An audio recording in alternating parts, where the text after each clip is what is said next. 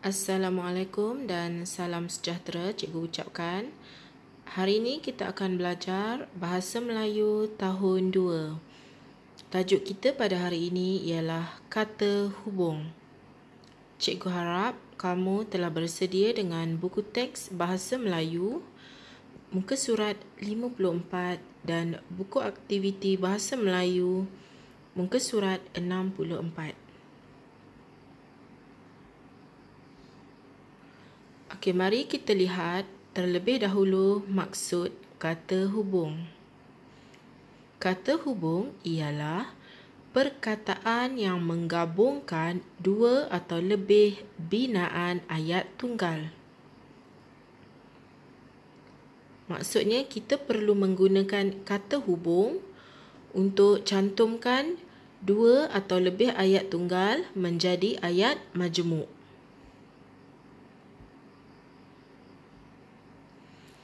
Okey, contoh kata hubung. Dan, lalu, atau, sambil, tetapi, kerana, supaya. Ini ialah contoh kata hubung yang akan kita belajar pada hari ini. Kata hubung dan. Kata hubung dan untuk menggabungkan dua unsur yang setara atau sama. Mari kita lihat contoh. Ali makan nasi. Abu makan nasi. Kedua-dua ini ialah ayat tunggal yang mengandungi maksud yang sama, iaitu kedua-duanya makan nasi. Untuk menggabungkan kedua-dua ayat tunggal ini, kita gunakan kata hubung dan. Jadi, ayat majmuk yang terhasil ialah Ali dan Abu makan nasi. Seterusnya ialah lalu. Lalu menggabungkan dua perbuatan yang dilakukan berturut-turut. Maksud dia, kita lakukan satu perbuatan, habis saja perbuatan tu kita terus buat satu perbuatan yang lain. Contohnya, Amin mengambil bola. Amin membaling bola kepada Halim. Kedua-dua ayat tunggal ini ialah perbuatan yang dilakukan secara berturutan. Apabila digabungkan menggunakan kata hubung lalu, ayat akan menjadi Amin mengambil bola lalu membaling kepada Halim. Seterusnya, atau digunakan untuk menunjukkan pilihan atau perbandingan. Mari kita lihat contohnya. Kamu hendak minum air teh?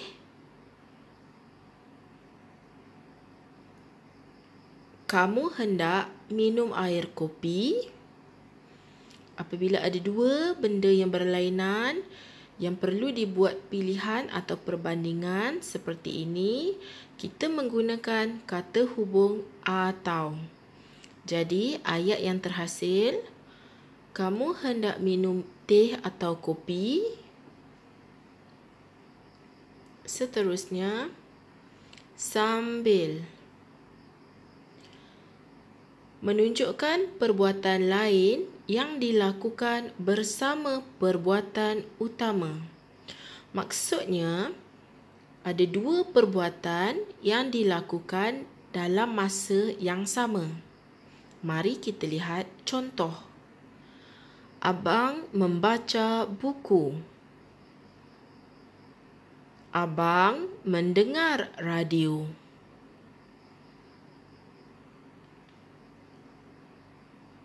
Dalam masa yang sama, abang membaca buku, abang juga mendengar radio.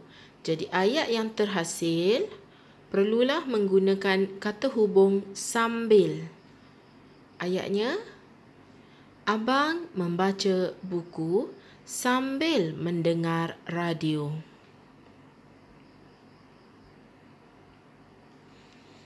Okey, seterusnya kata hubung tetapi. Tetapi kita gunakan untuk menggabungkan ayat dengan ayat lain yang berlawanan maksud. Contohnya, kakak pandai menyanyi. Kakak tidak pandai menari. Apabila kedua-dua ayat tunggal ini hendak digabungkan, tetapi maksudnya berlainan, jadi kata hubung tetapi perlu digunakan. Ayat yang terhasil, kakak pandai menyanyi tetapi tidak pandai menari.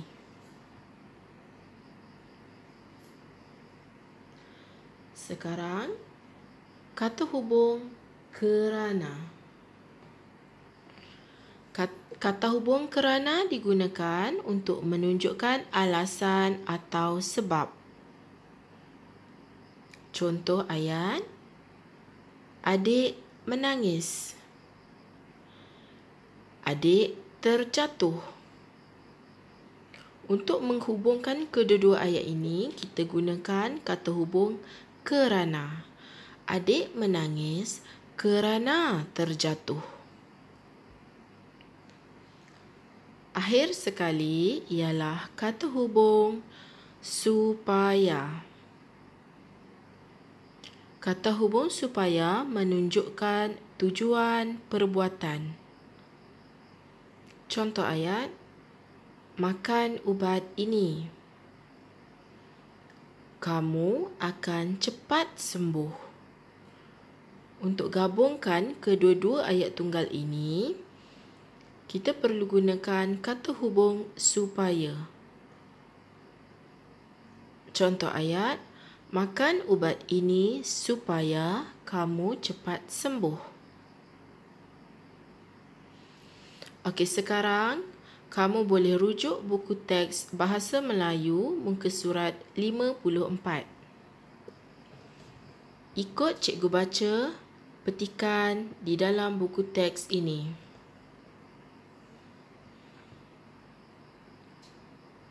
Cantik dan sihat. Hana ditemani oleh ayahnya ke klinik pergigian Dr. Huda untuk membuat pemeriksaan gigi. Hana keluar dari kereta lalu berjalan bersama dengan ayahnya ke klinik. Mereka berjalan sambil berbual-bual. Okey, di manakah terletaknya kata hubung di dalam cerita yang telah kita baca tadi, murid-murid? Ya, yang ditulis dengan warna merah. Mari kita sambung bacaan kita. Doktor memeriksa gigi Hana di dalam bilik rawatan. Ayahnya menunggu di luar bilik rawatan sambil membaca surat khabar. Di situ diletakkan kata hubung sambil. Kerana semasa ayahnya menunggu Hana di luar, pada masa yang sama dia membaca surat khabar.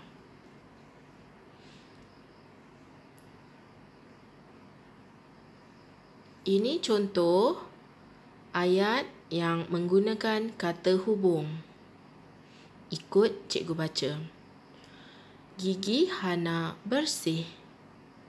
Gigi Hana cantik. Gigi Hana bersih dan cantik. Penggunaan kata hubung dan di situ kerana ayat tunggal yang digunakan ialah setara atau ada persamaan. Okey, ayat yang kedua, doktor memuji Hana. Hana menjaga giginya dengan baik. Okey, kita perlu menggunakan kata hubung kerana. Kenapa kita perlu menggunakan kata hubung kerana, murid-murid? Kerana menunjukkan alasan atau sebab. Doktor memuji Hana kerana menjaga giginya dengan baik. Tahniah kerana kamu telah berjaya mempelajari tajuk kita pada hari ini, iaitu kata hubung. Kamu boleh ulang semula video ini berulang kali jika kurang faham. Jangan lupa siapkan latihan yang cikgu beri. Selamat belajar!